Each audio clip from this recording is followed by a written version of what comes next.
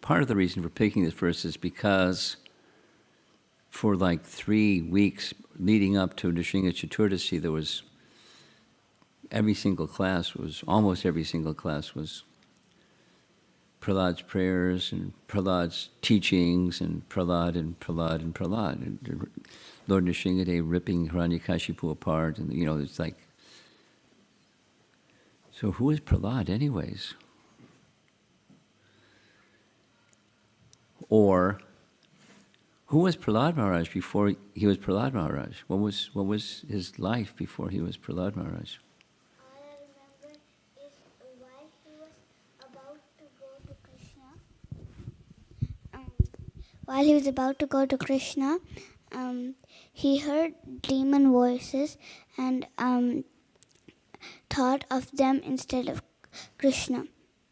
That's why he done lots of past activities in that birth. So he did not become a demon, but he was born in a family of a demon. Okay. Well, thank you. I heard about the children in this community, that they're very special, and this little boy we met last night. Who were you in your previous birth? How did you get the good fortune of being born in a devotee family and sitting in the front row in the Bhagavatam class and the evening class and just drinking things in with your ears? And then it doesn't just go to your ears, it goes to your heart, and then it stays there. And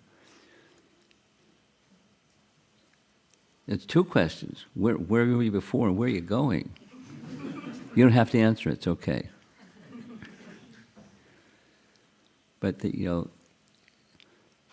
my compliments to the Sunday school teachers and the leaders of the Sunday school teachers, and that have made sure that our younger generation gets at least an opportunity to become all that one in devotional service can become. It's not.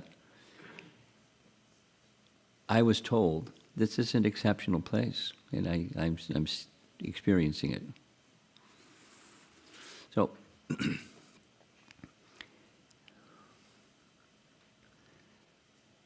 it was during this 3 weeks leading up to Nrsimha Chaturdasi, this was a question. It's a natural question. When Narada Muni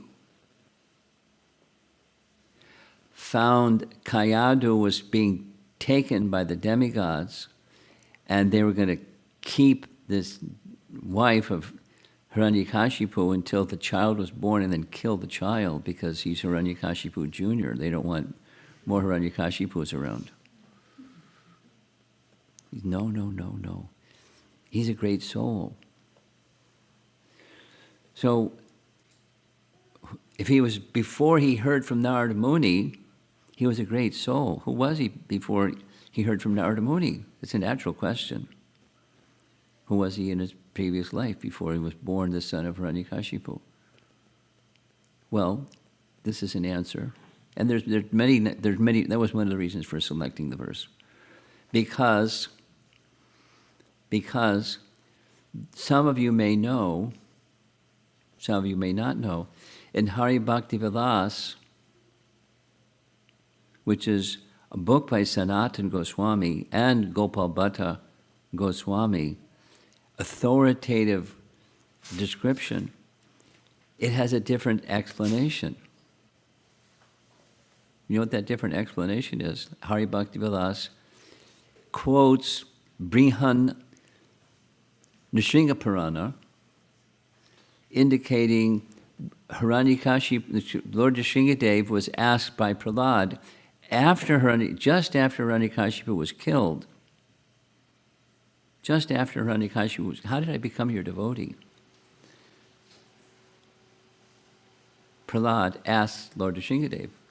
And Lord Nrsimhadev then narrates, or Narada then narrates, that before you were born as Prahlad, you were a Brahmana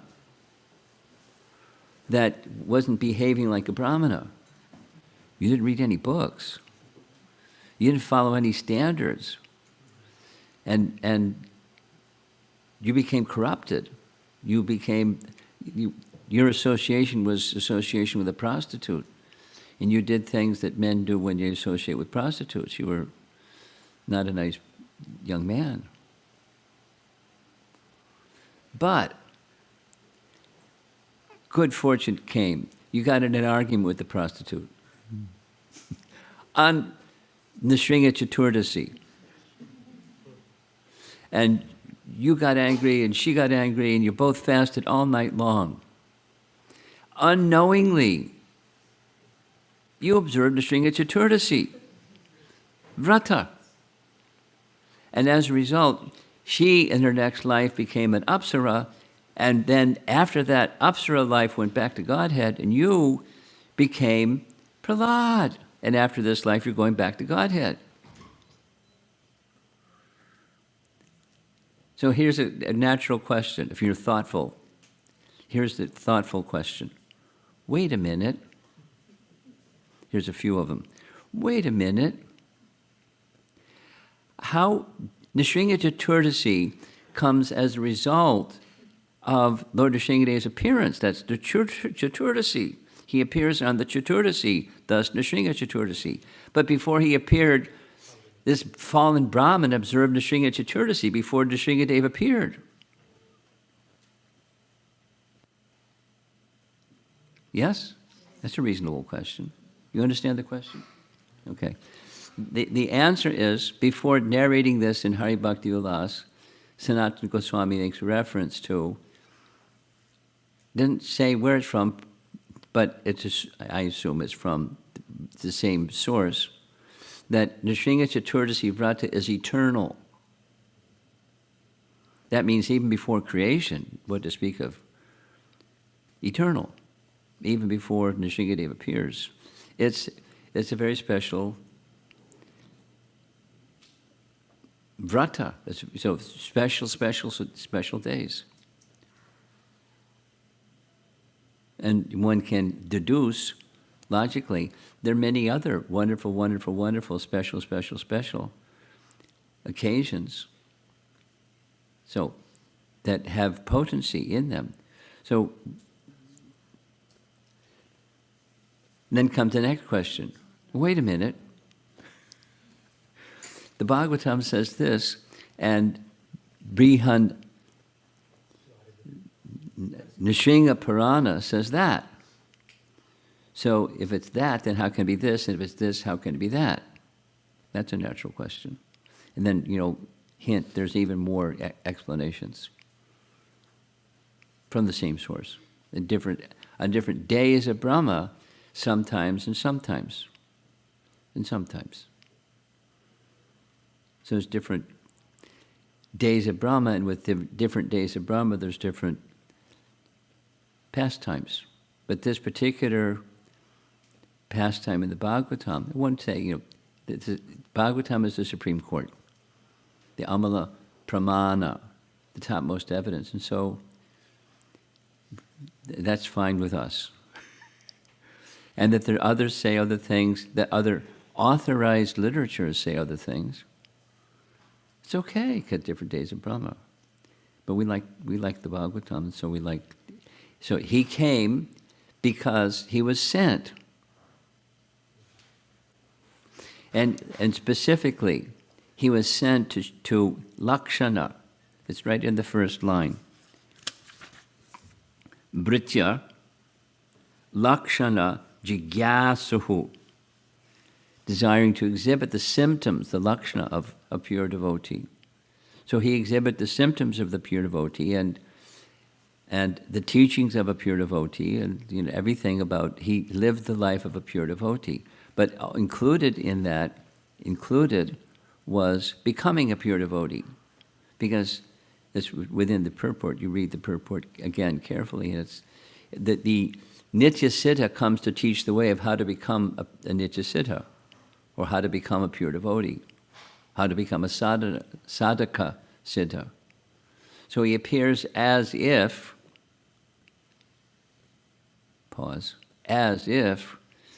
the son of a demon, or a non-devotee, an asura, a demon. A really super bad demon too, maybe like super bad, terrorizing the demigods and taking over the kingdom of heaven, and you bumped off Indra or pushed him out.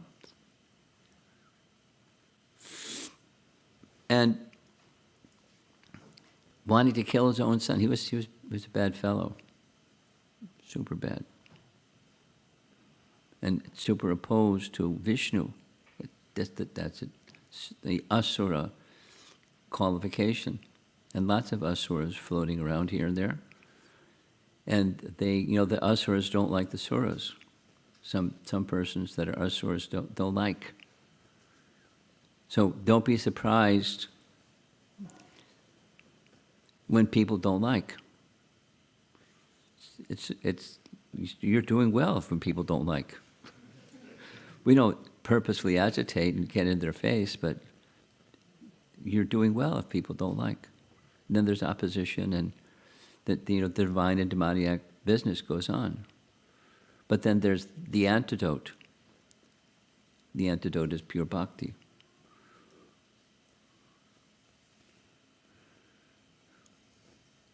Some of you in the audience may one day become an itinerant sannyasi.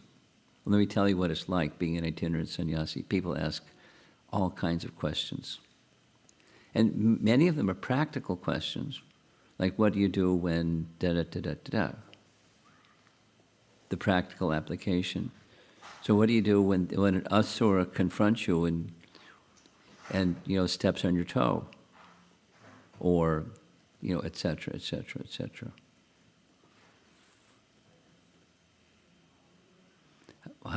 How to handle a situation like that, how to handle your mind, how to handle your anger, how to handle everything, how to navigate your way through a world where there is this duality. The principles are there, and it's not just taking shelter of good and avoiding the bad. That's nice, but it's not sustainable. That person that lives that way, in course of time, is going to get washed away by the waves and the whirlpools of the forces of the age of Kali, because the force of the age of Kali is very powerful. You can swim upstream, but the water is moving faster downstream. And it's just, it's not sustainable. So what to do? Take shelter of Krishna. So many things like this people struggle with. What to do, da-da-da-da-da. New people and, not such new people. People that are practicing for some time. So the material, what's the material world? Prahlad was sent, Nitya Siddha. Why would Vishnu send his pure devotee to this dark place? Or, why would the Supreme Lord, the Supreme Pure, create this dark place? People want it. He doesn't want it, but, upadrashta anumanta. And so he permits. And it's a dark place. But he doesn't want it. So he may send, with the creation, he sends the Vedas. And through the Vedas, the process of regaining one's rightful position in the spiritual world is provided.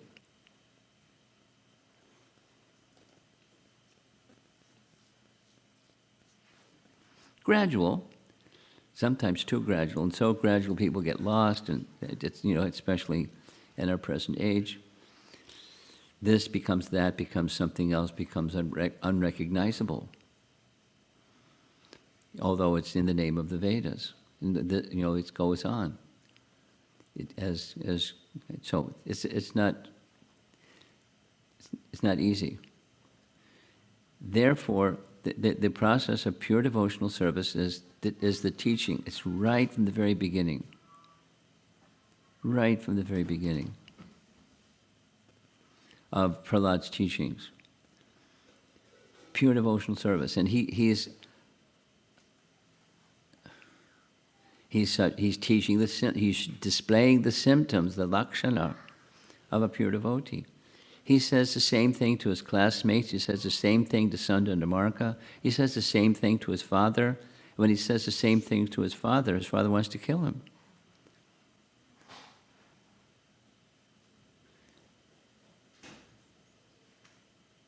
He can't kill him.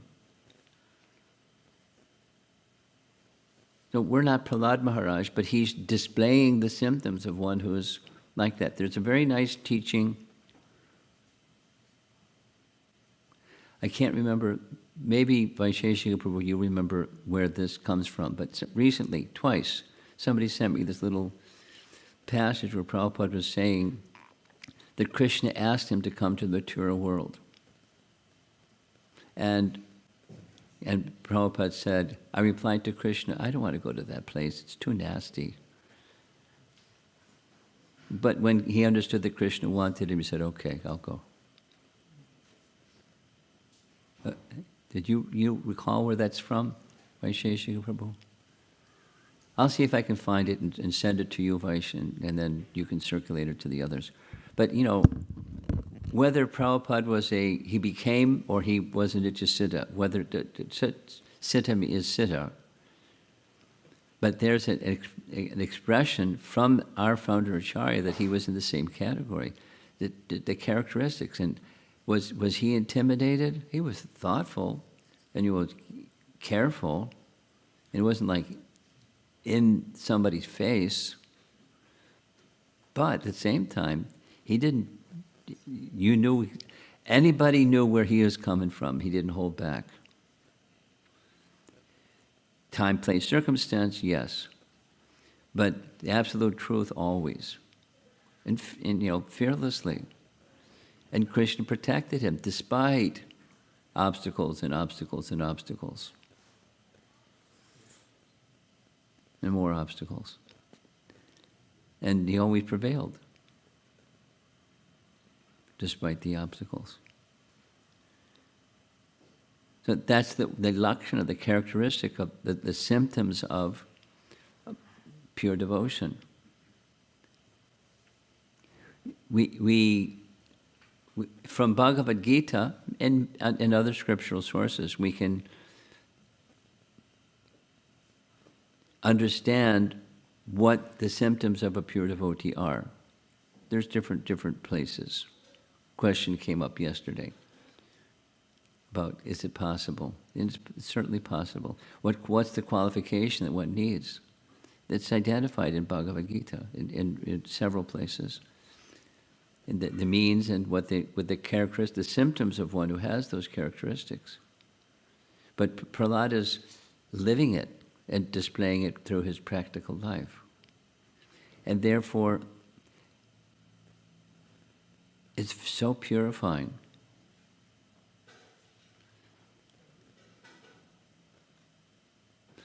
To hear, chant, and remember. Shrimbhata Swakata Krishna Punya Shravana Kirtana. Ridyantaksto Yabhadrani Vidhonoti Saritsatam Nashtaprayeshu. So the Bhagavatam provides us, in principle and then in practice, just the sound vibration. And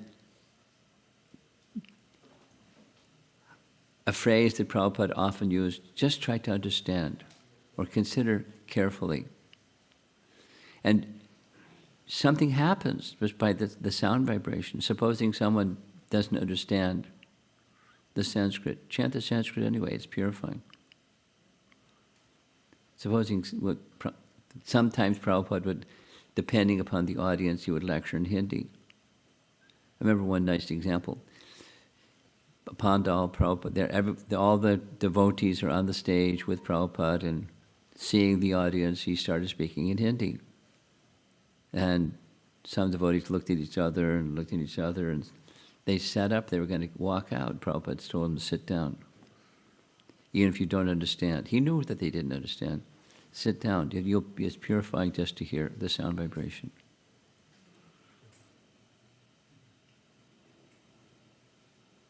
We don't necessarily understand how that sound vibration works. That's okay. It works. Kirtan and Srimad Bhagavatam and association with devotees, and so making the sound vibration, repeating the sound vibration of Srimad Bhagavatam, what a gift to the world that was needing, suffering for want of spiritual sound vibration. Abundantly it was provided. Abundantly.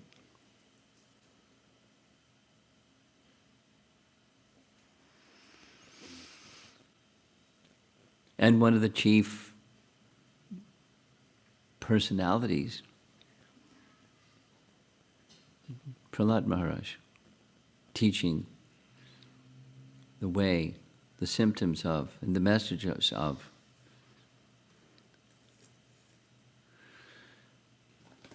So I'm anticipating this lively audience. I mean, compliments to all of you.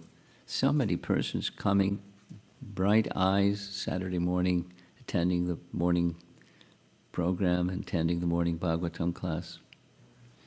I travel every now and then, maybe too much, and I'm sharing with you. I'm moved by the dedication that all of you have. So many super attentive persons, and I'm expecting some nice questions and answers. So I'll try to be polite and respond nicely to your questions, but I'm anticipating nice questions. I see a hand up over here.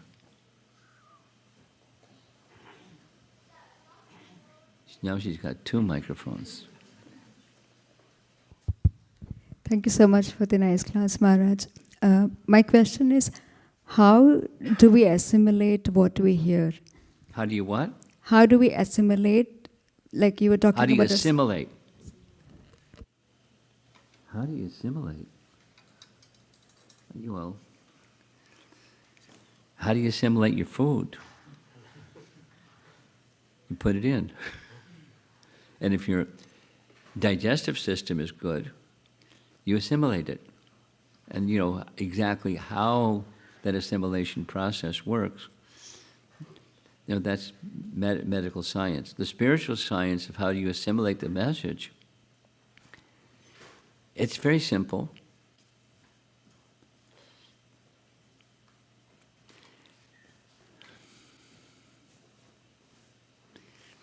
The ear, and then the heart.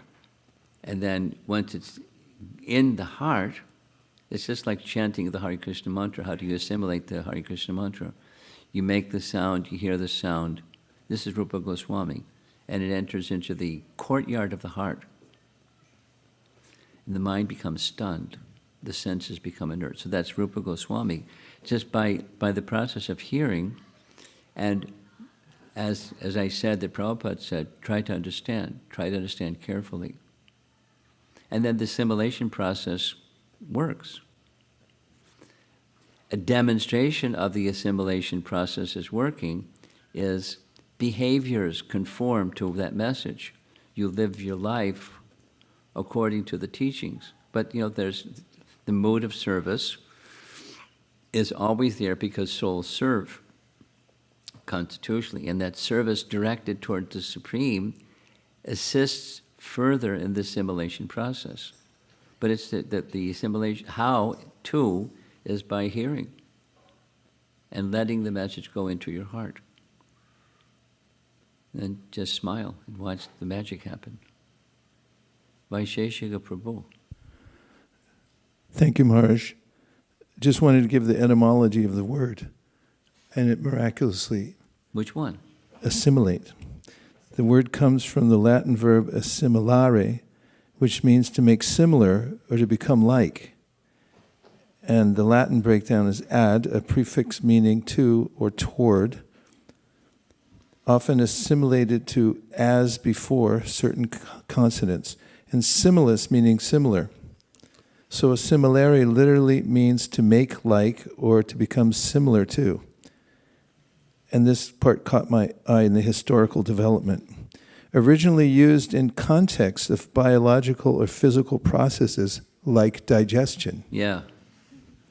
and later extended metaphorically to social, cultural, or psychological contexts.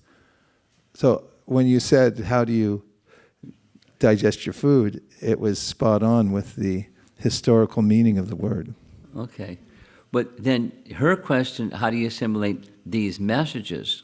So that digestion is one kind, and then living a life of devotee is another kind of assimilation of messages. Thank you.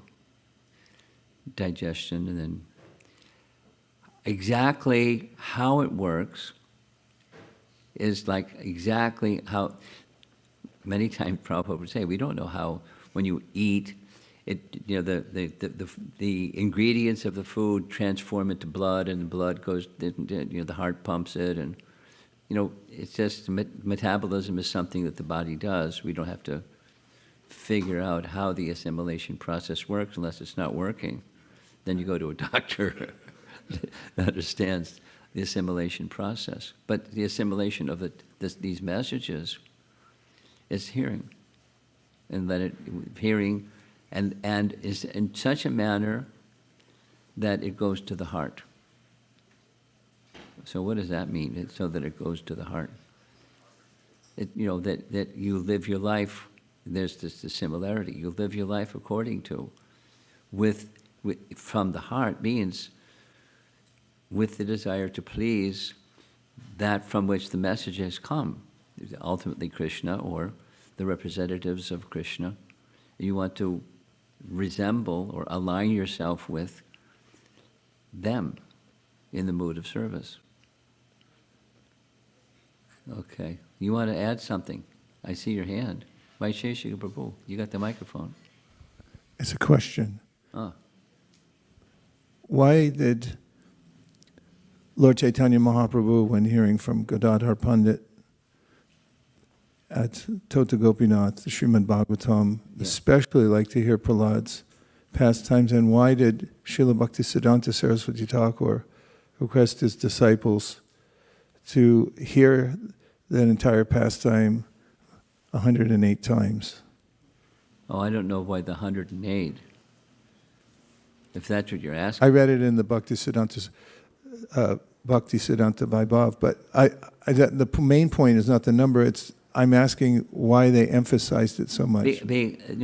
Repetition is necessary for clear understanding, and the purification and purification and purification, and so supposing someone, Chaitanya Mahaprabhu, wasn't becoming purified, but he was hearing again and again, according to Bhagavad, Dhruva Maharaj also hearing again and again, hundreds of times. And then when the hundreds of times, say it again, say it. So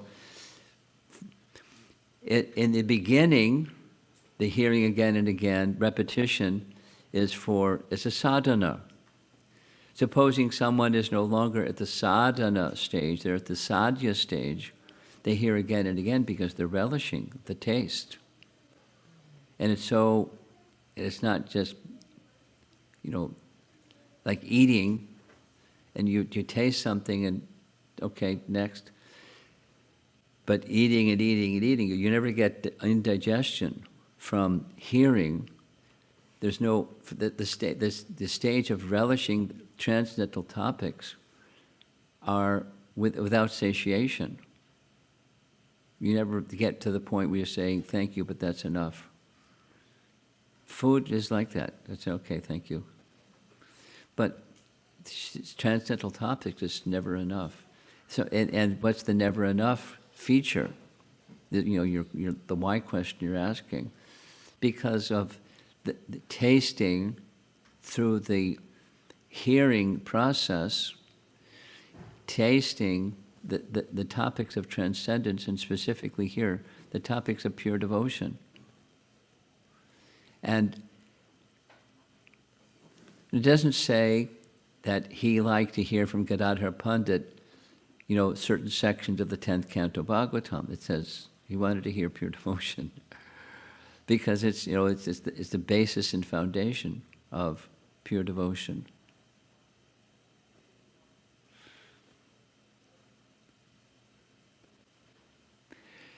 The little sharing with you last night.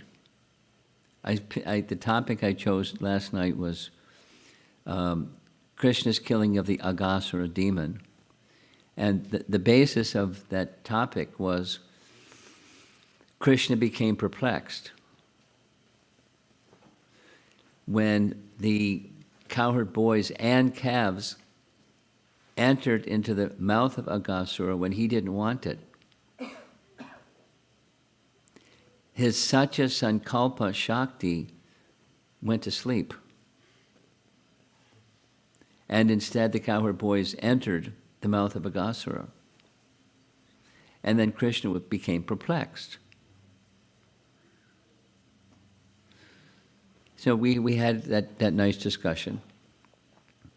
How do you assimilate that? The topic of rasa is very attractive, and the topic of rasa in Braja is particularly, unlike any other feature of rasa, is particularly attractive. Bhakti rasa in Braja is particularly attractive. However, to enter into the wonders of bhakti rasa in Braja, one has to have a proper understanding of bhakti rasa. And Prahlad and Dhruva are examples of pure devotion. Squeaky clean. Nothing else.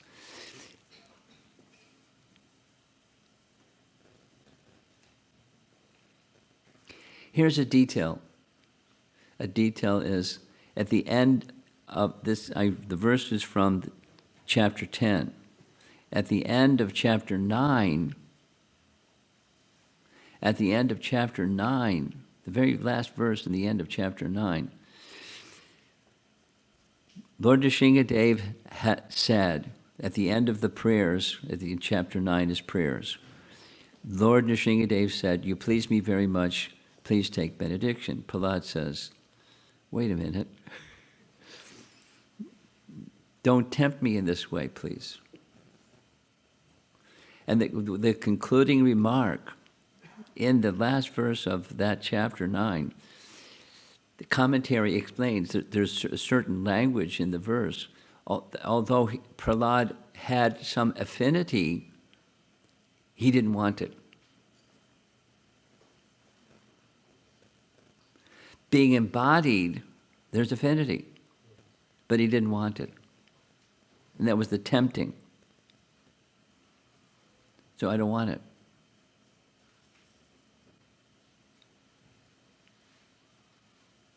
And so he's showing the way of becoming a sadhana sthita, a perfect sadhaka.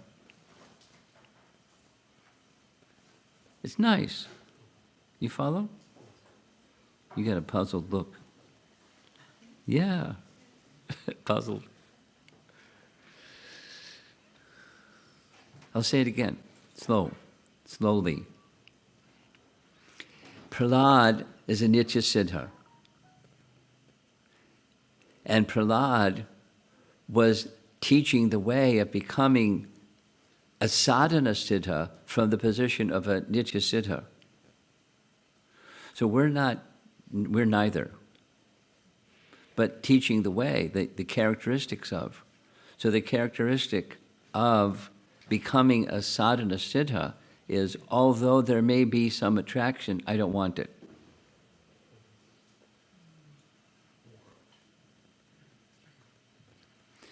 Here's a little Prabhupada story. This is Henry Street, 1973 or 74, something like that, a few years ago. Prabhupada's on the Vyasasana like this, and, a nice elevated Vyasasana. And he was describing someone coming, I can't remember the whole conversation that he was, or presentation he was making, but supposing someone says, the gist goes like this, supposing someone says, Krishna, please accept me. I want to become your unalloyed devotee. Please accept me at your lotus feet.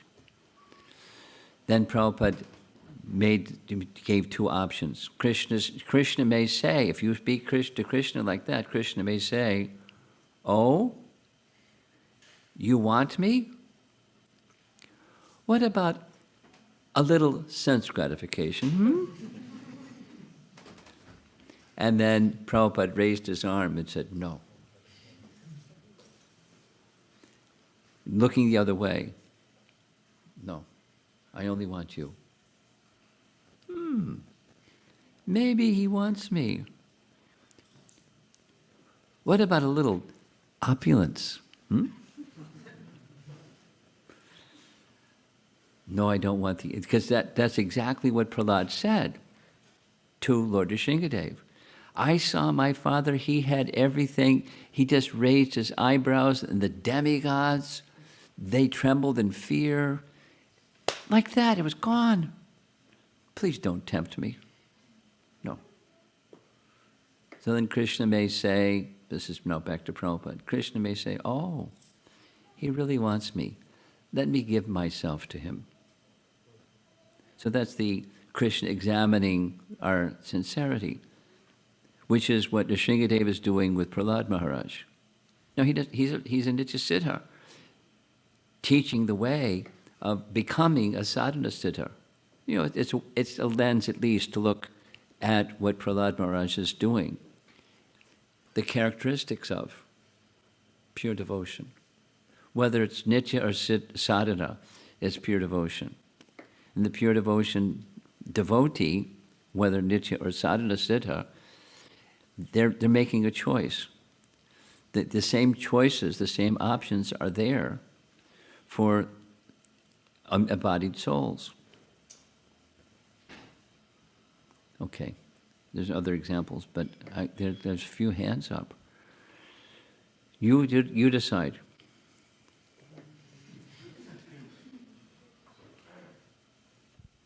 Hare Krishna. So we talked about Nitya Siddhas are people who come from Vaikuntha planets. Yeah. And then you also gave the pastime of Srila Prabhupada, who talked about his conversations or experiences in Vaikuntha. But if someone leaves... Is someone what? If someone leaves their body, then... Someone leaves their body. Yeah, then how do we... all leave our body. Then how do we know that they've gone to Vaikuntha? Because if someone comes, then they tell us. But then if they leave, how do we know? Could you count her? I couldn't follow what she said. She said that how can we get to know if someone has left their body? How can we tell if someone has left? Or if someone leaves their body, they have gone to Vaikuntha. They've returned back to Vaikuntha. Or they've gone back to Vaikuntha. How do you know where they went after they leave their body? That's your question. Yes. That's a tricky question.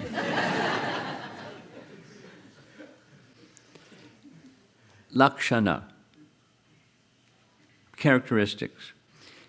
Someone who has and then they leave their body. Then you know by the characteristics of how they led their life. But supposing something. Then there's persons that didn't live their life in a consistent manner. They went back to Godhead. Does it happen? It happens. The demons that Krishna killed, they all went back to Godhead. So they didn't, follow that path, but they met Krishna. And Krishna finished them, and then they went back to Godhead. There's lots of room back to Godhead. Don't worry, it's not overpopulated. So you want to know how. So the subtle mind determines, because it's a law. But if the mind has become sufficiently purified by sadhana, and then it's no longer a material mind, but it's a spiritual mind, then you know. But by characteristics.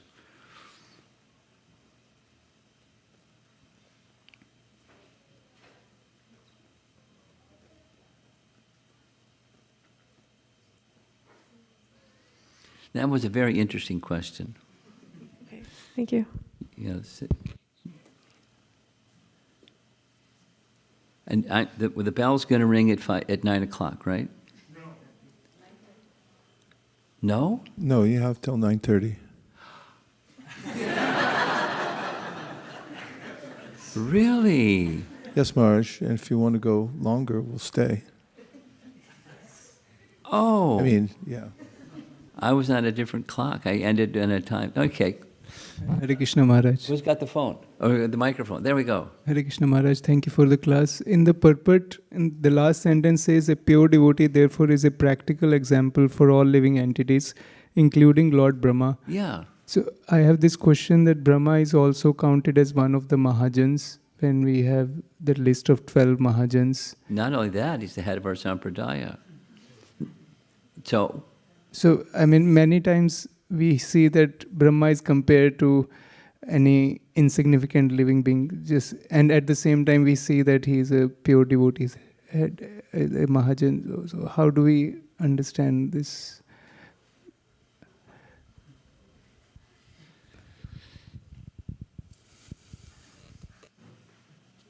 I'm laughing. I'm laughing share it with all of you. This is from Garuda. Many of you, I mentioned this last night, many of you will be going, not all of you, but many of you will be going to Sadhu Sangha retreat in Orlando, and it's an annual big event.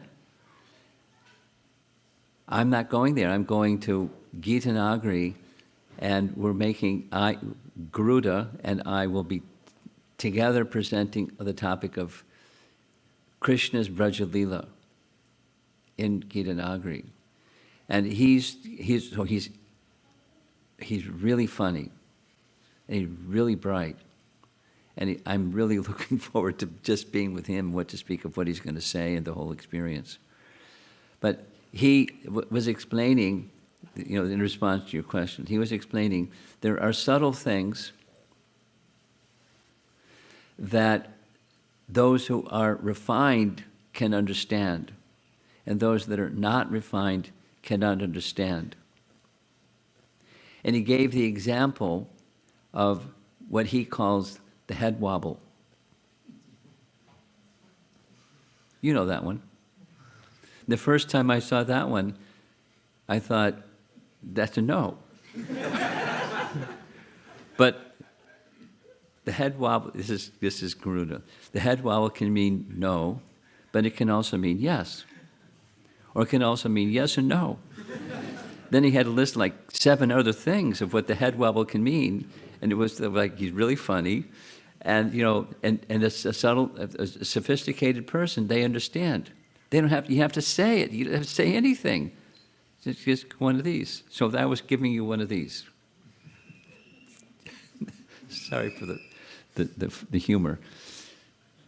He is a pure devotee. He's the head of our sampradaya, so we don't. But gosh, look what happened. What did he do? He not only tested Krishna's powers, he offended Krishna.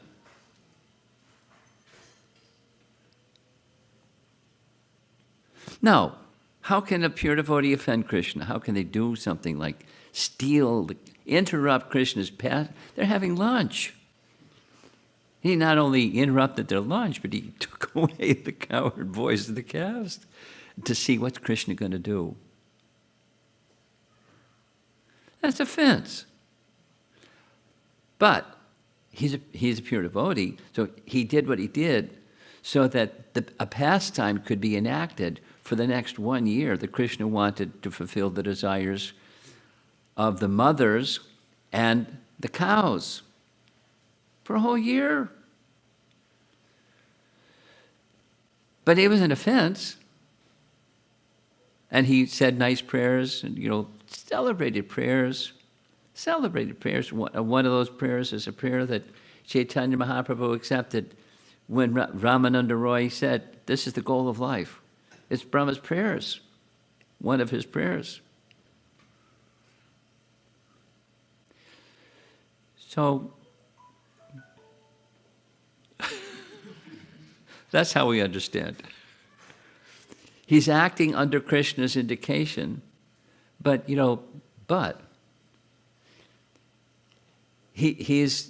in the position he's in part because he has a desire. But the desire is to fulfill the desire of Krishna, right? To create a universe. That when he's born, that's it. It sounds like material, doesn't it? Build a universe. Build a Tesla. I was mentioning that because somebody in the community here worked for Tesla. Not a popular name these days, for some reason. But so it's material. It's material.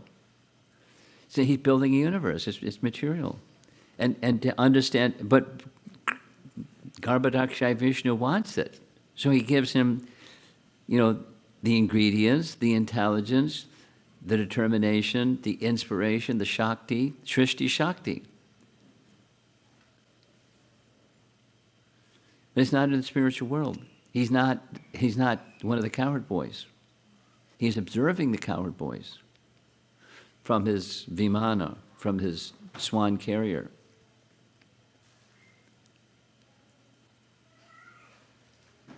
So that's this one. He's pure enough. That's another way of saying the same thing. I see your hand. There's some hands over here too. There's a hand over here too. You got the microphone. You get to say yes to some and no to some others. Who was it here?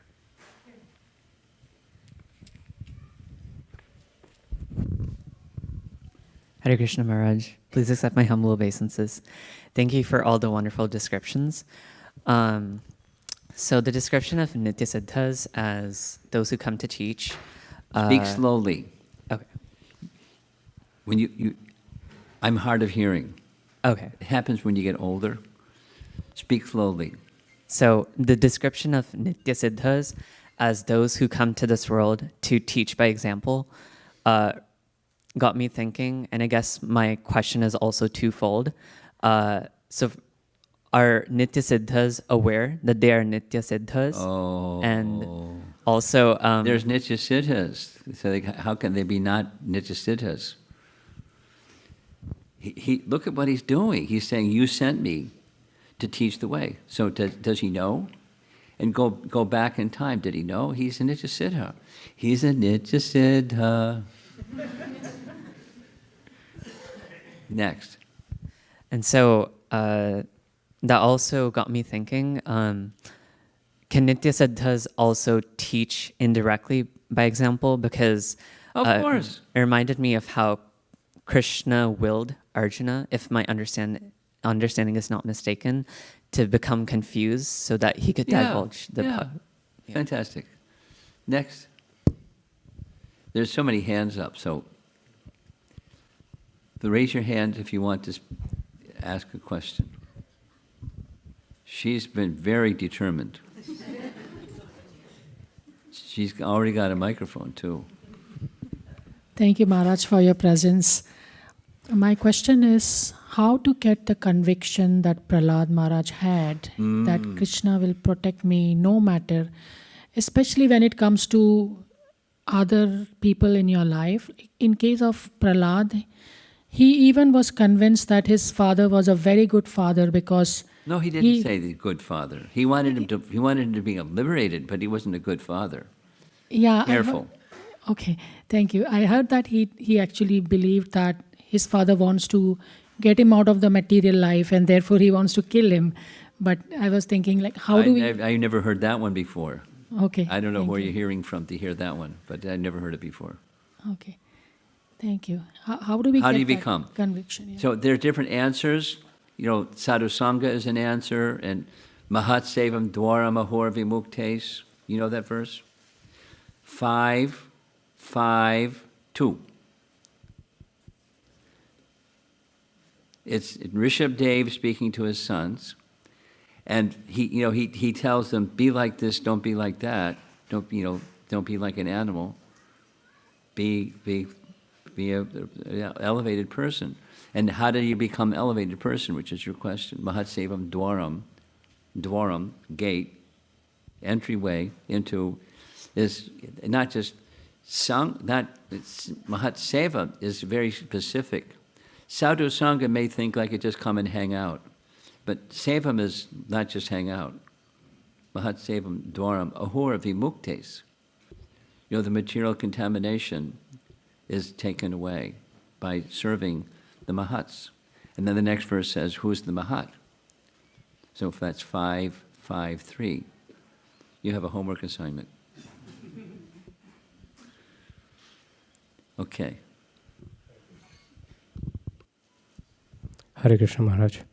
Maharaj, the purport mentions about Nityasiddha devotee also being not very keen to come to the material world. Reason being is I'm listening. Reason being that it has been revealed that material world is very, very painful and a place full of nasty. Yes, right word, nasty. And we just discussed about Brahma being... Yeah. On similar lines, Maharaj, elsewhere in Bhagavatam, Dhruva Maharaj, after being touched by the Lord, becomes a pure devotee. Yes. Composes so many beautiful prayers.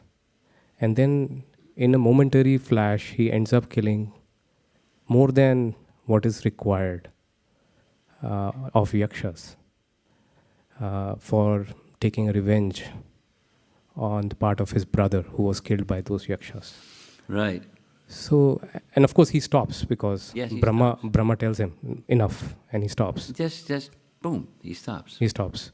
But does that make it a very... so my question is, even after being perfected, and just like the Nityasiddha being very scared of coming to the material world, this tendency of being allured by the material world's nastiness, as you mentioned, still remains, right? I don't want it, but the affinity still is there, even for a Nityasiddha.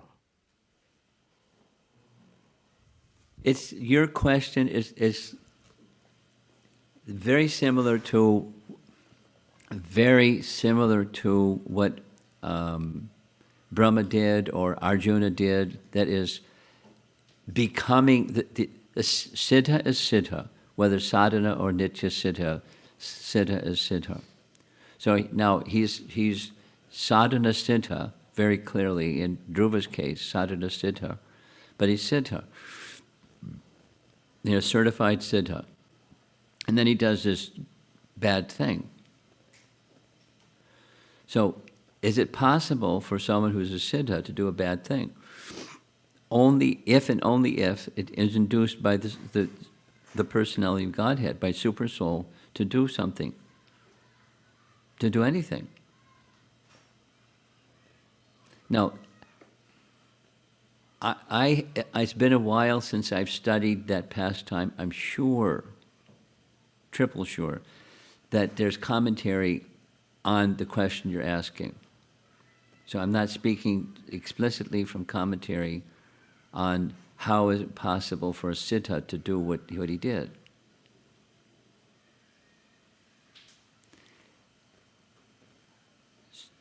If someone is familiar with that, or someone wants to do a little research right now while we're sitting here for the next 20 minutes and get what commentary says about why he did what he did, That would be nice. And if it doesn't happen while we're sitting here, it can happen, some point later. Send me commentary that says why he did what he did. But by comparison, like this, like assimilation, the similarity between a pure devotee that does always the right thing because they're pure devotees, and a pure devotee that seems to make a mess up, like Brahma, or Krishna, Arjuna saying to Krishna, "I shall not fight," and dropping his weapon, when the whole thing is arranged by Krishna. And he's a pure devotee, so how can he say no? Because Krishna wanted him to say no, so he could speak Bhagavad Gita, scold him and instruct him. So it would be very reasonable to assume something similar with Dhruva. How did he mess up? And as soon as he was tapped on the shoulder, that was it. Sound. And okay. Stop.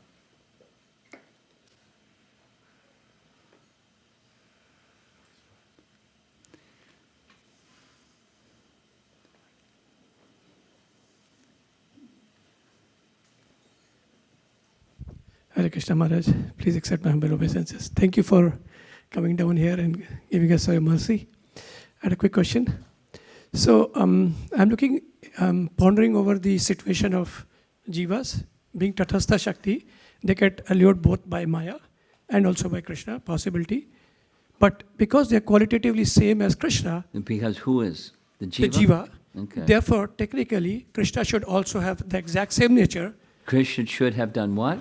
Krishna should have the same nature as Tatastha Shakti, but Wait a minute. no, but I have not put my question yet. Wait a minute. I'm going there yet. So, because Krishna made everything, Samkaran Karnam, he made Maya, who's more powerful than Jiva, but not bigger than Krishna. So, if there were a Maya which is bigger than Krishna, Krishna should also You're speaking too fast. Pardon me. Repeat, sorry, Maharaj. When you become 77, you sit in this seat and try to hear Sorry, somebody Maharaj. speaking as fast as you're speaking. Let's see what happens. I'm sorry, let me repeat. Krishna created everything, Sarvkaran Karnam. Therefore, he also created. Thank you for speaking slowly.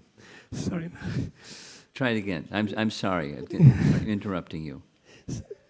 Jiva is Tatastha Shakti. It gets allured by Maya or by Krishna. Both possibilities are there. Okay, Tatastha, got it. Right. And Jiva is a part of Krishna, and therefore technically, Jiva's nature and Krishna's nature are same, qualitatively same. Therefore, if there were a Maya bigger than Krishna, then Krishna should also get allured by it, and therefore, Krishna, having not made a Maya bigger than him, kept himself at an advantage situation, whereas put jivas at a disadvantage situation. Oh, you sound like a Mayavadi. Please save Krishna technically, not with that label.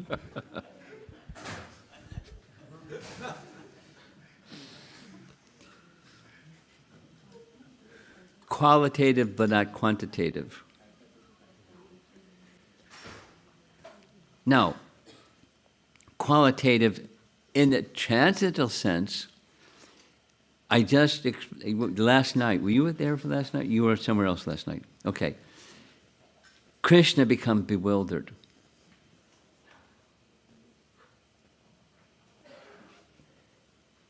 What? Krishna became bewildered. And he was marveling. This question was, does the Nityasiddha know that they're Nityasiddha? Krishna's not just Nityasiddha, he's the source of Nityasiddhas. He became bewildered. And he's contemplating, wait a minute, such a Sankalpa Shakti, and nothing happened. My Shaktis just went on vacation or something. And then he became unbewildered. Jiva Goswami This is last night's class that you missed, but you can go back and hear it. There's more detail. But Jiva Goswami in Priti Sandarbha gives the example of Ramachandra becoming bewildered when Sita was kidnapped. He's omniscient. He's all powerful. Just how did that happen? How did he get remorseful? It's a potency of his to teach, on the one hand, to teach a lesson, on the other hand, to experience a kind of prema that the situation permitted him to experience. His energies are orchestrating his prema. And it's his potencies doing what he wants, but it looks like it's not doing what he wants. So Krishna has that capacity, but it's not like the jivas becoming allured. This is the reverted reflection of the perfect.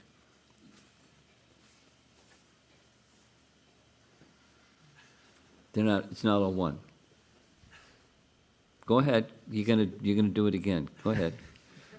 So Krishna is but. So Maharaj, Krishna is perfect only because there is not a higher perfect entity. That's right. Independent, yes, as you said, that the Satya Sankalpa Shakti took its own course for a short period of time. I understand that. But then Krishna is back in command because he knows that he is supreme. But if had Krishna created a higher energy, then we would both be on same grounds, right? I'm smiling because you're playing the part of a speculator when you're not. As if you were. You are right, Maharaj. You're not a Mayavadi.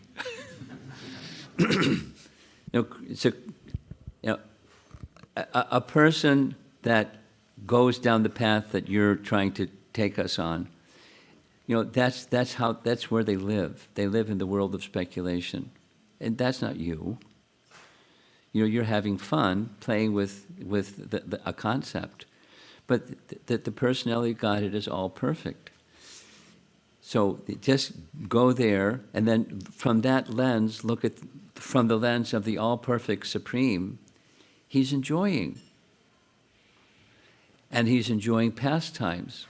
And this pastime, that pastime. And living entities don't have pastimes of enjoyment. They suffer. That's the tatastha. And he's not tatastha. He's not a shakti of, nor is he tatastha. He's the source. So within the source is everything. But the source of everything is completely pure. There's no goofy stuff. It's all his enjoyment. And that's the lens through which a devotee does look. And so, chant and be happy. Right Thank next you, to you. He's got a... No, I'm good, Maharaj. Thank you. But you take the microphone away. Hare Krishna Maharaj. Maharaj, I want to read something from Srila Prabhupada's purport. Not so loud, please. Thank you. Maharaj, I want to read something from Srila Prabhupada's purport in Thank the you. same chapter, but the verse number is 13, where he speaks in reference to Srila Vishnu Chakravarti Pad. Evam praladasya amsena sadhana siddhatvam nitya siddhatvam cha narada adivach geyam. There are two classes of devotees, the sadhana siddha and the nitya siddha. Prahlad Maharaj is a mixed siddha. That is, he is perfect partly because of executing devotional service. Because of? Okay. He is perfect partly because of executing devotional service. Devotional service. And partly because of eternal perfection. And he goes on, thus he is compared to such devotees as Narada. Formerly, Narad Muni was the son of a maidservant, and therefore, in his next birth, he attained perfection, sadhana siddhi, because of having executed devotional service. Yet, he is also a nitya siddha, because he never forgets the Supreme Personality of Godhead. So it seems like a little bit equivocal for me, like somebody is Nitya Siddha perfecting through the devotional service execution. Can you please a little bit elaborate, Maharaj, in that context?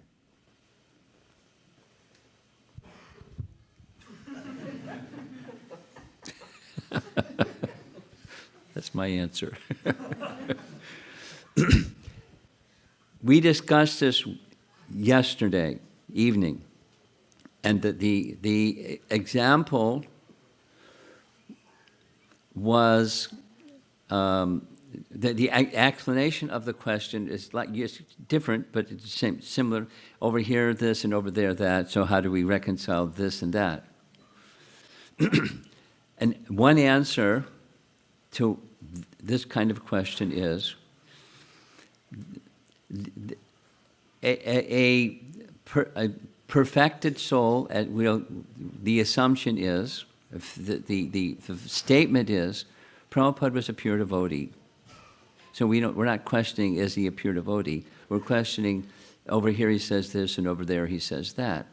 So there are different audiences and different circumstances, and a particular lens through which he wants to emphasize something. And so over here he says this, and over there he says that. I gave an example, and I'll give it again. It makes just this point.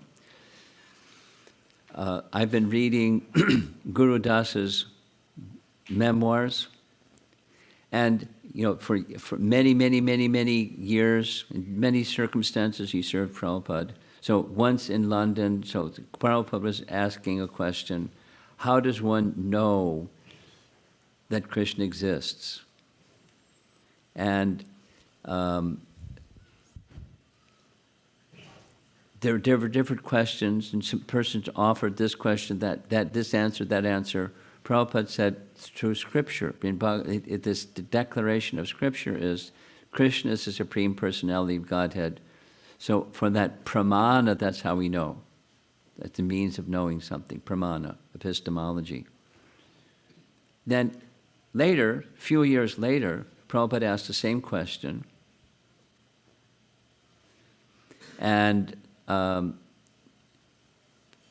I got it in reverse. Excuse me. So he repeated something that Prabhupada said on one occasion. Then the first example was in London. Prabhupada said, because you can experience his presence. So later, Guru Das said, because you can experience his presence when chanting Hare Krishna. Prabhupada said, no. Because it's stated in Scripture, therefore you can know. And then Guru Das gives his own little commentary, which I just gave, which is, in a certain place, time, place, circumstance, something is emphasized for a particular purpose, for a particular audience, a particular circumstance.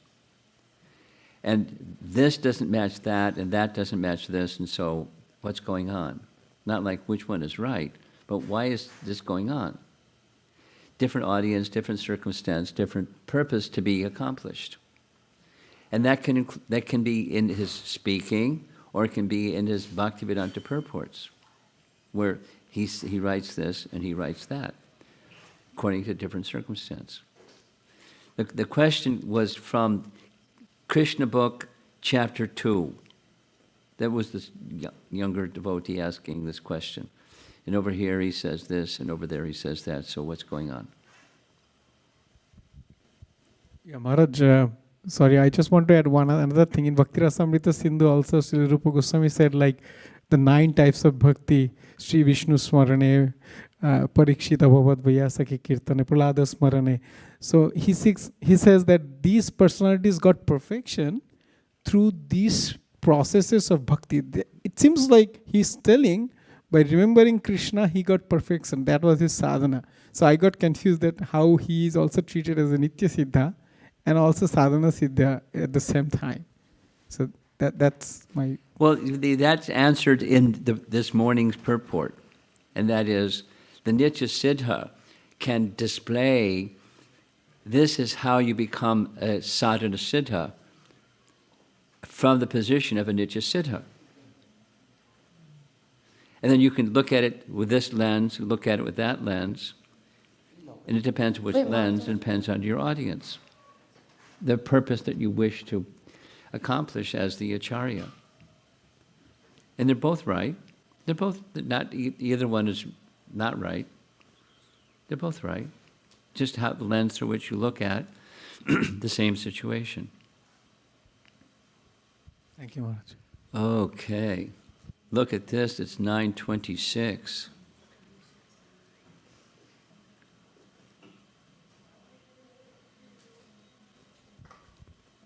In the purport, it talked about Anyavilasta Shunyam, Slowly. and you mentioned that Prahlad Maharaj has had an affinity for something, or he Yes. could have had, Yeah. but that runs counter to what Anyavilasta Shunyam means, which is no other desire, so even the desire itself, or the affinity, would have not been pure devotional service. Yeah. Let me ask you. You ever have a toothache?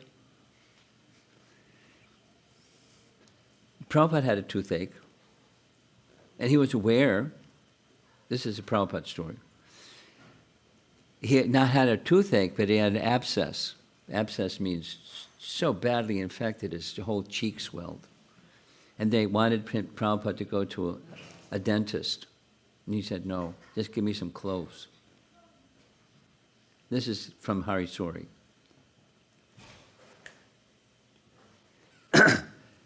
And so they gave him some cloves, and so it made his jaw even more robust because the cloves next to the abscess tooth. He wasn't unaware of the impulses that come from the body, that goes to the mind, that goes to the intelligence. This is an infected tooth. So he was aware, but he was not moved by it. And then Hari Sori said, some days later, Prabhupada was having prasadam. He reached in his mouth, pulled out that tooth, and handed it to Hari Sori and said, here, you can keep this.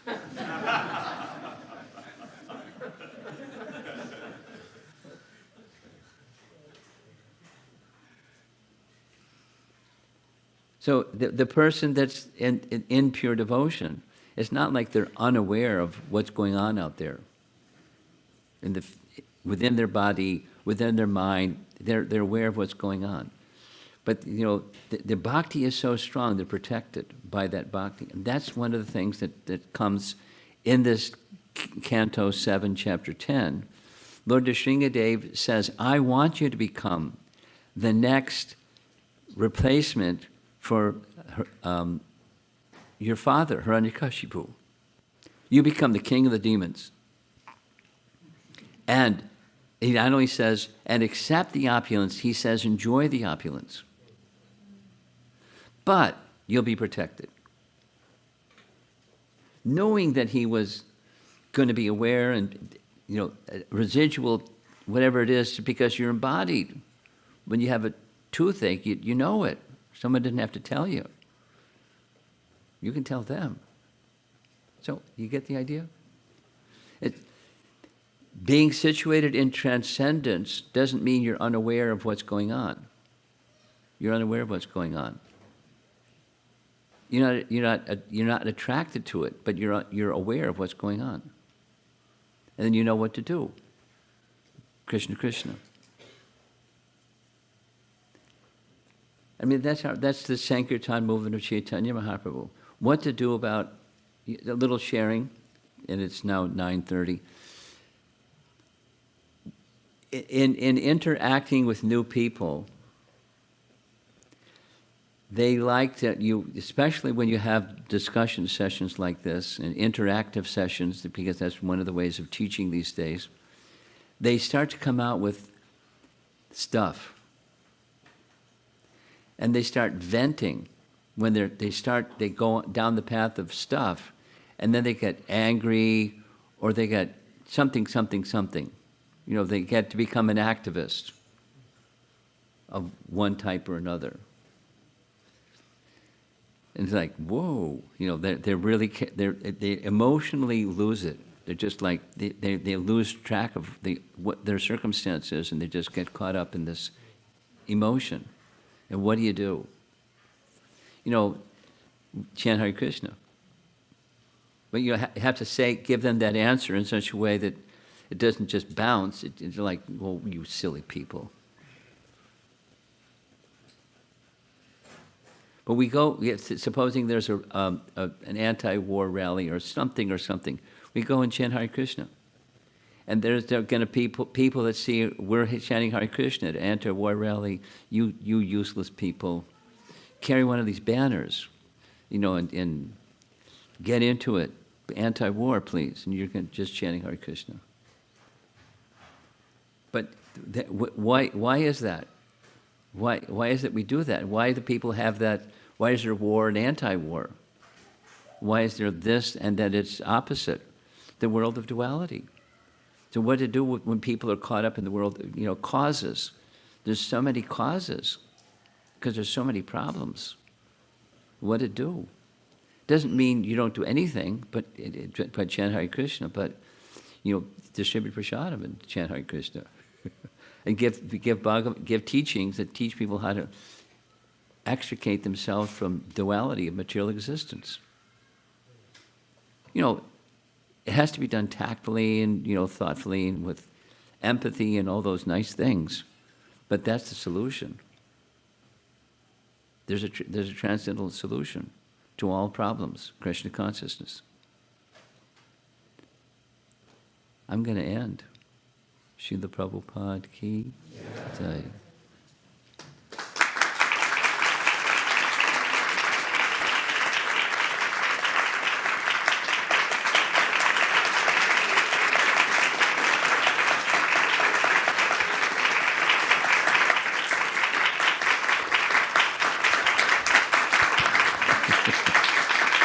Prabhupada ki jai. Maharaj? Yeah. Vaisheshika Das. Yeah, I see. All the way back here. I see and hear you. Could you give 3 sentences to inspire the devotees for the Bhadra Purnima? Oh, really? Just all you have to do is use your potencies. No, you're going to use 3 sentences is too challenging. Okay, 1. No, 10, 15, 20. So,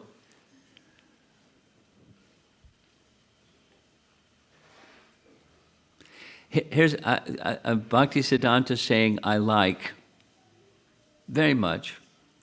It's in one of his books, his Bhakti Vaibhav, his excerpts from his letters. And one of those excerpts from his letters says, whenever we hear like Harer Nama, Harer Nama, Harer Nama Eva Kevalam, Kalo Nasteva, Nasteva, Nasteva Gatir Anyata.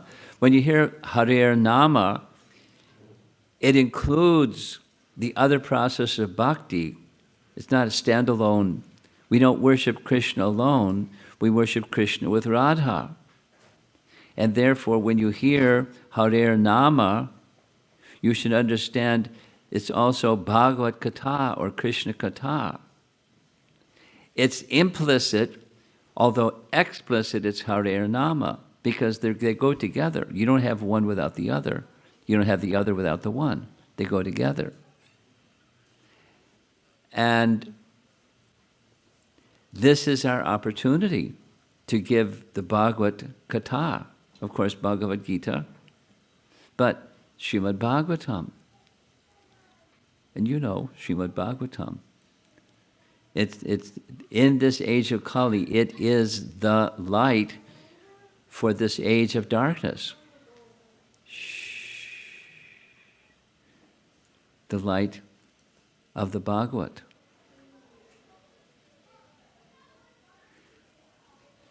Here's one. Prabhupada was, 3 sentences, come on. Prabhupada was such an ardent follower of Bhaktisiddhanta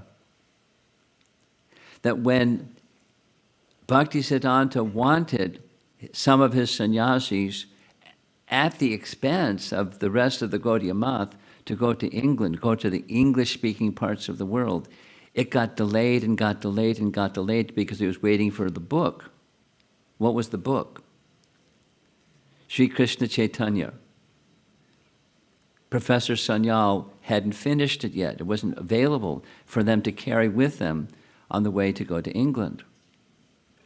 So it got held up. And they came back empty-handed, more or less. So when Prabhupada was given the mission to go to the West, English-speaking parts of the world, he took Srimad Bhagavatam. Why? Because Srimad Bhagavatam is the teachings of Lord Chaitanya, the teachings of Lord Chaitanya, the teachings of Srimad Bhagavatam. And in the beginning introduction is the life and precepts of Chaitanya Mahaprabhu. That's Bhagavatam being introduced by our translator. And that was his contribution to the mission given to him by Bhaktisiddhanta. To carry the message of Chaitanya Mahaprabhu is to carry the message of Chaitanya Mahaprabhu. Is to carry Srimad Bhagavatam. That's the message of Chaitanya Mahaprabhu. So when we give Srimad Bhagavatam, we're giving the message of Chaitanya Mahaprabhu, fulfilling the instruction of our predecessor acharyas, plural. You can't do better than that. Ki jai.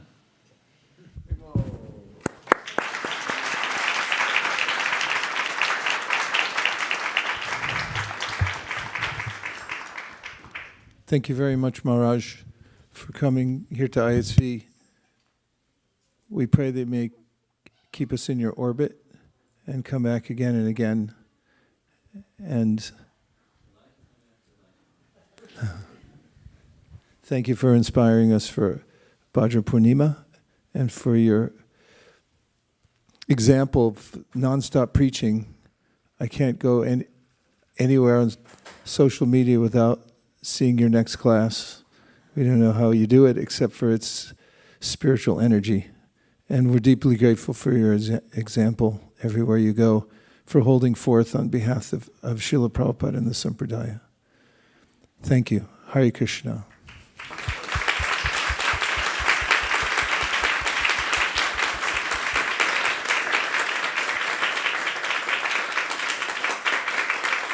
And now we have a presentation from the Kaishori kids.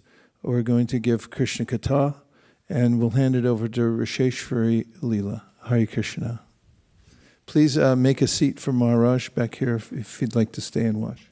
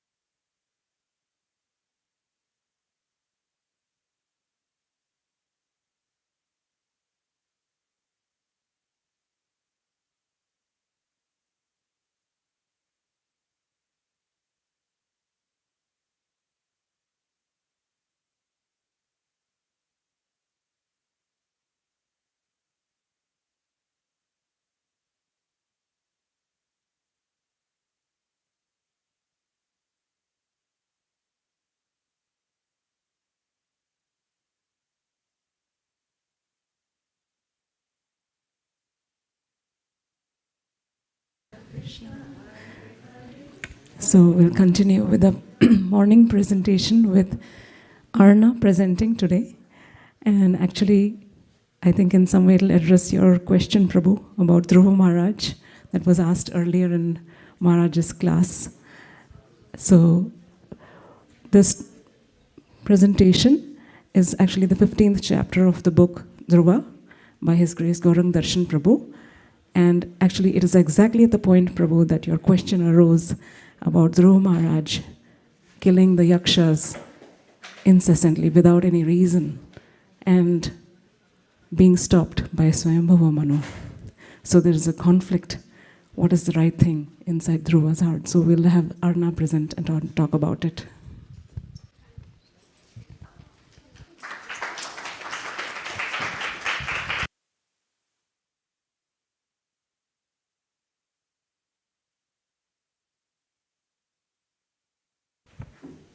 Okay, it's there.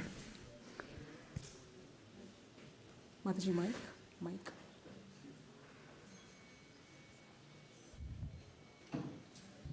Okay, Arna.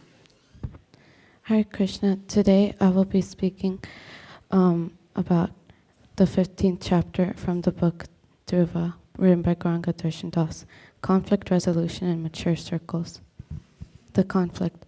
The conflict started when Dhruva Maharaj's younger brother Uttama was killed by the Yakshas.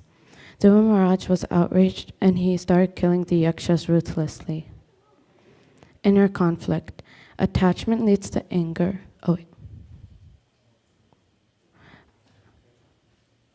Attachment leads to anger. Anger subsides our intelligence, and when intelligence is subsided, we end up doing things that are not right. Dhruva Maharaj was attached to his younger brother, and when he died, he was so angry that he could not discriminate guilty yakshas and the innocent ones, and he ruthlessly killed many yakshas. This is a verse from Srimad Bhagavatam, Canto 4, Chapter 11, Verse 9. Nanav ekasya paratena prasangad bhavahataha pratarvadhabhitaptena dvayanga pratarvatsala. Translation: My dear son, it has been proved that you are very much affectionate towards your brother and are greatly aggrieved at his being killed by the yakshas. But just consider, for one yaksha's offense you have killed many others who are innocent. This shloka talks about how Swayambhuva Manu, who is Dhruva's grandfather, talked to Dhruva Maharaj and consoled him into stopping the war with the yakshas, and said, even if the yakshas killed your brother, that was only one offense, but you have killed many yakshas who were innocent. Resolution. Dhruva's grandfather, Swayambhuva Manu, came to console Dhruva and told him to apologize to Kuvera, who is the king of yakshas. Dhruva Maharaj realized his mistake and bowed down to Kuvera. Kuvera was just happy that Dhruva Maharaj gave up his war with the yakshas, and he acknowledged Dhruva's regret. They both weren't egoistic, so the situation between both of them was easily resolved. Kuvera declared Dhruva innocent and said, Dhruva, you have not killed the yakshas, and the yakshas did not kill your brother.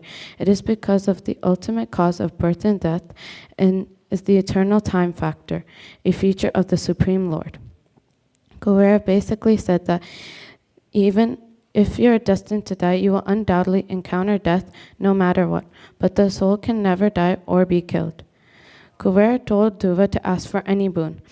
Dhruva knew that Kuvera was the richest and wealthiest man in the entire universe, but he asked to have unflinching faith and remember Lord Vishnu all his life. Kuvera happily granted him his boon and disappeared. Dhruva then ruled his kingdom for another 36,000 years and left all his wealth, family, army, palaces, etc., and retired into the forest in the Himalayas and went to the holy place, Badrikashram. These are pearls of wisdom. Repentance does not connote endless remorse. The quality of your repentance is visible in future course of your actions. After Dhruva Maharaj realized his mistake for killing the yakshas recklessly, he sought forgiveness and asked to remember Lord Vishnu all his life and surrendered unto the Supreme Lord. Holding grudges is letting a despised person occupy a rent-free land in your little head. Dhruva Maharaj had a grudge against the yakshas which occupied his mind and made him start killing all the yakshas. Great souls are those stable bridges who connect us to God. Can we cross over if we cause cracks on those bridges? Be respectful earlier to prevent regret later. When Dhruva Maharaj was very disoriented, Swayambhuva Manu came to give advice to him and told him to apologize to Kuvera. Kuvera told Dhruva to ask for a boon, and Dhruva Maharaj chose to remember Lord Vishnu all his life. Understand your spiritual nature and do the needful in the material world. After Dhruva Maharaj listened to Swayambhuva Manu, he let go of his anger for the yaksha's sake. Govern with responsibility and retire with detachment. Dhruva Maharaj ruled his kingdom for 36,000 years and was a great king. He left all his worldly opulences and retired into Himalayas and went to Badrikashram. While time is inexorable, utilizing it is important. Dhruva Maharaj didn't keep a grudge against the yakshas, and he apologized. And then he used his time wisely to meditate upon Lord Vishnu. Thank you for listening to my presentation.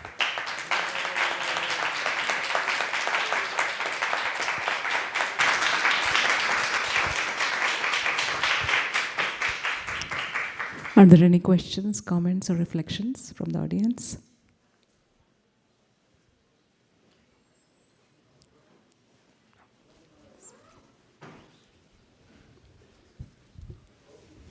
Very nice presentation, Arna. Thank you. You did a good job. I wanted to look at your first slide because I think it went really fast and I couldn't capture the information on it. Yeah. This one? Yeah. Or the... No, that one. The previous one. So Mataji in the beginning mentioned that the question which Prabhu asked today in His Holiness Romapada Maharaj's class, your slide is connected to it. Would you be able to answer what Gaurang Darshan Prabhu shares the insight for Dhruva Maharaj's killing of the yakshas in response to one yaksha's offense? Like what is that you understood from it? So, to unpack that question, what do you think was the reason the yakshas being killed in such a big number? What was the realization that Dhruva had with this inner conflict that he had to go through?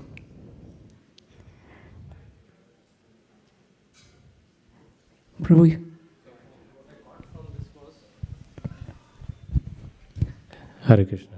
So what I remember being mentioned was that Kuvera told him that you are not the cause of death. It's the eternal time factor, and we don't hold you responsible for what happened.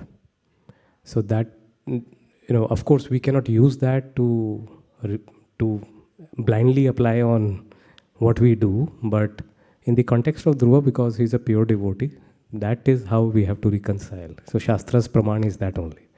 The other aspect that we see from here is, of course, the recovery.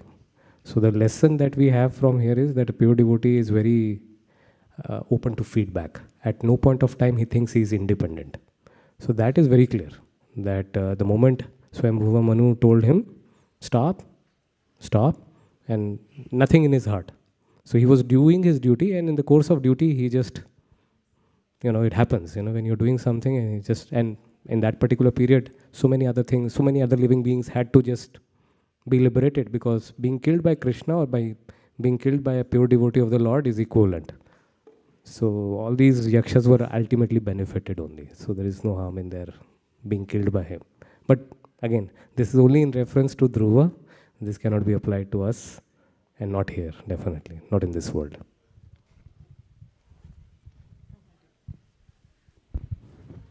That's right, actually.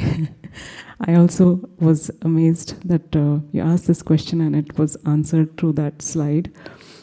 And I was reminded while Maharaj was answering also that we see this actually a repeated instance in the history, in Srimad Bhagavatam, that pure devotees, Nitya Siddhas or Sadhana Siddhas, if they are stopped because in the course of their actions, they respond so fast. They don't have false egos. They don't go into the blaming mode or defense mode. They right away act because by the potency of their bhakti, they are revived into the right position right away. Prithu Maharaj is another example. Of course, there are so many examples. When devotees make mistakes, accidental mistakes, they just come back to the path right away. That's the potency of bhakti.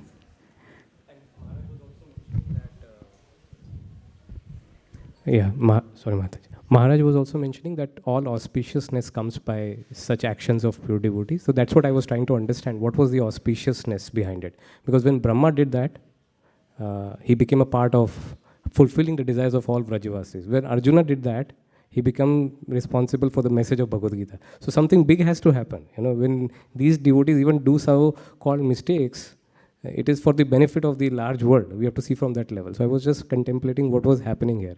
And the only answer that we got here is that, these yakshas would have actually spent so many lifetimes doing what they were doing, but because they actually encountered a pure devotee who ended up killing them, and he's not their cause, but they got an opportunity.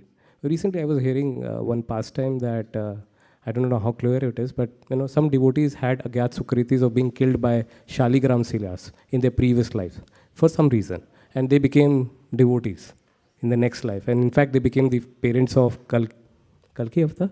Yeah, they became the parents of Kalki Avatar. So, anyways, the story goes like that. That in previous lifetime, these devotees who were parents, right? They had not the parents. They were ones who were fighting probably with them. But the so-called act of agyat sukriti of being in touch with a pure devotee, one way or the other, benefits the living entity. That's the only other thing that I could conspire from it. But thank you so much for bringing it. Thank you, Prabhu. Any other questions or comments? Yes, Prabhu. Can I get the mic?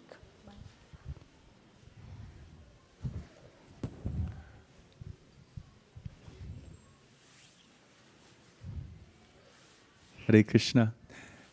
Thank you for picking this pastime and then diving deep into conflict and resolution. It's so applicable today. Seems to me that there's a lot of chaos in the world and a lot of chaos within myself, so that's why I'm here trying to practice bhakti. But one thing that came to me during your presentation was the response from Kuvera, because as I know, Kuvera is the treasurer, and any treasure is about his money, about his numbers. So he could have easily responded, you killed, was it some 75,000, if I remember, is a lot of his people. And that's, to anyone, to any country even, like if you lose so many thousands of people, that's a lot of money, it's a lot of workforce. Kuvera could have easily responded in a material way, saying like, this is so many, you owe me so many dollars, so many cents, you're a wealthy king, we could do that. But instead he chose to respond using spiritual enlightenment, Sanatana Dharma, telling him that's not his fault, it's the time factor that kills everything, and everything is guided by the will of the Supreme. So it just goes to show how in the conflict was resolved very quickly. It just goes to show that spiritual solutions for material problems rather than trying to find a material solution for a material problem, because it'll only lead to more problems. Thank you. Thank you, Prabhu. That was a very nice realization. Thank you for sharing. Yes, Prabhu. Can someone please pass the mic to Prabhu here?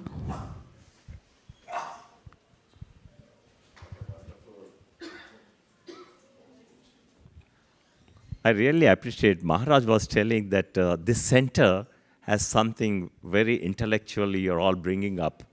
Now seeing these presentations at a young age and the way she has put in this very, very important topic and summarized everything, hats off to all of you. I can see that your mentor to her looks like, and I really, really appreciate it. I'm from Vancouver, but I'm really moved to see the in-depth how you're bringing the young souls is appreciated. That much only, Mataji. Thank you.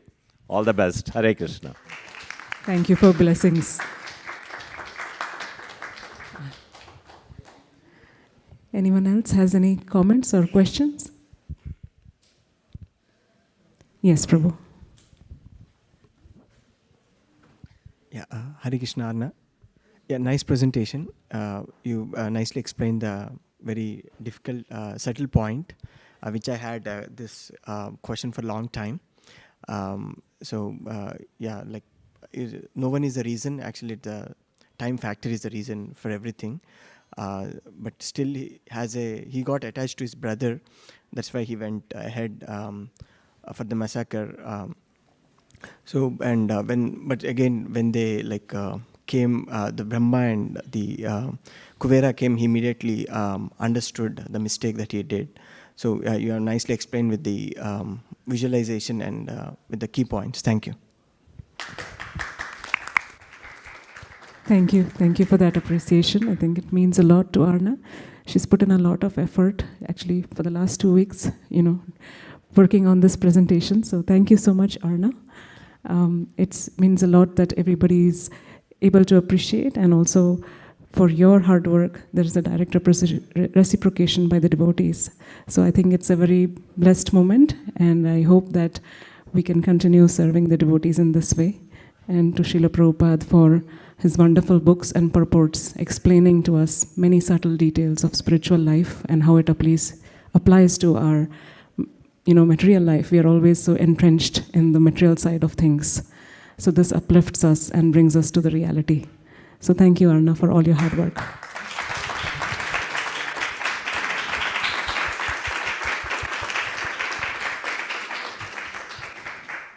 So we would like to end here. Are there any announcements? Okay. We have announcements by the... Hare Krishna. We'll do announcements really quickly. Are there any Sankirtan or Bhakti community announcements?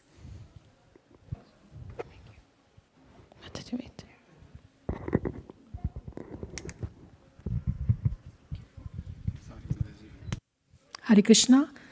Is there somebody who doesn't know about Bhakti community in this group today? Please raise your hand. Do you know what is Bhakti community? You don't know? Okay. Kautuk, you also don't know what is Bhakti community? Okay. Can we do a little act here? These are newcomers who have no idea what Bhakti community is. And when you give books to them, what are you going to tell them? What is Bhakti community? Can Kautuk Karna Prabhu help me here to come here and tell us what is Bhakti community? How do you introduce the community to newcomers? Especially when you go for books today, or if you have any contacts outside the temple, your friends, cousins, relatives, how do you tell them about Bhakti community? And Prabhu is an expert, and that's why I'm calling him. Hare Krishna. Normally we carry bookmarks with us. There's a bookmark and it has the details about the programs. Bhakti community is for newcomers who do not know about Bhakti Yoga, especially Western, but even Indian audience. So we have online programs so that they can join from anywhere in the world. It is at a convenient time, Monday and Thursday evenings. We also have mantra meditation on Wednesday evenings. So there's a nice bookmark that we give as part of our books. We also, if they are inspired, we can also take their contact and we can sign them up on the website. It's totally free. We just need their consent. So then they can receive the emails and they can join the programs. Yeah. Hare Krishna. Thank you, Prabhu.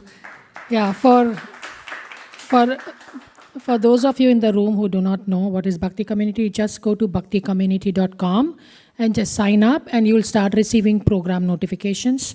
And you can start attending programs online. Monday and Thursday are the most popular, and Wednesday is also a mantra meditation program at 5:30 p.m. And you can start making more friends. You'll start meeting all the people over here and a lot of other newcomers who are on the same trajectory as you with respect to the spiritual journey. So please consider to introduce newcomers and yourself to sign up and join the Bhakti community. Hare Krishna. Thank you, Mataji. Sankirtan announcements. Hare Krishna. I just want to check if Malini Mataji on Zoom. I would like to. Is Mataji online? No, okay. Thank you so much, dear devotees, for joining us on Saturday morning program. We have a big campaign, Bhadra Purnima campaign, coming soon in September. So we have a goal of a lot of Bhagavatams, at least 70,000 plus all over the world.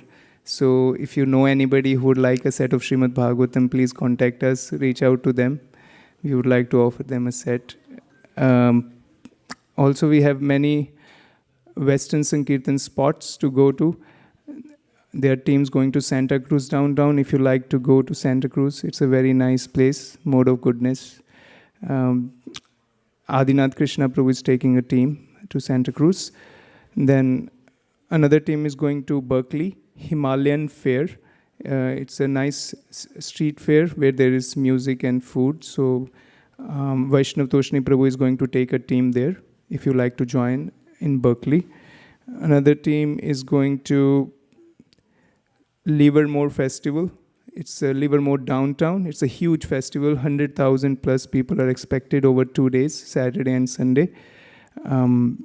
Advait, our youth, Advait and Ambarish, they are taking a team there. If you like to have fun, I think that's the best team to go to.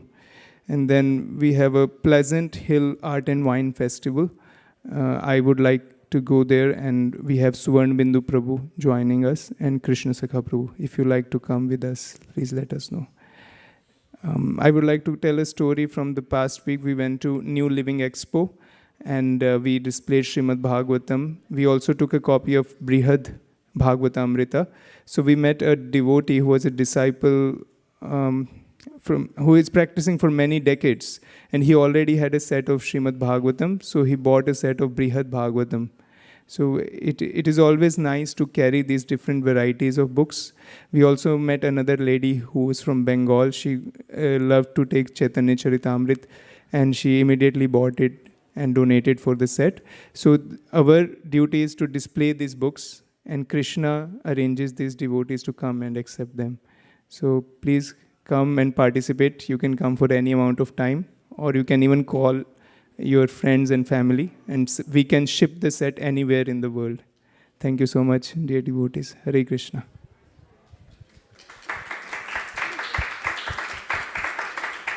Now for the cooks. Today's prasadam was cooked by Ramapriya Prabhu, Shama Bhakta Prabhu, Chitra Mataji, and Hitesh Prabhu. And now we can proceed with prasadam prayers. Sharira Vidyaja Jodendriya Taheka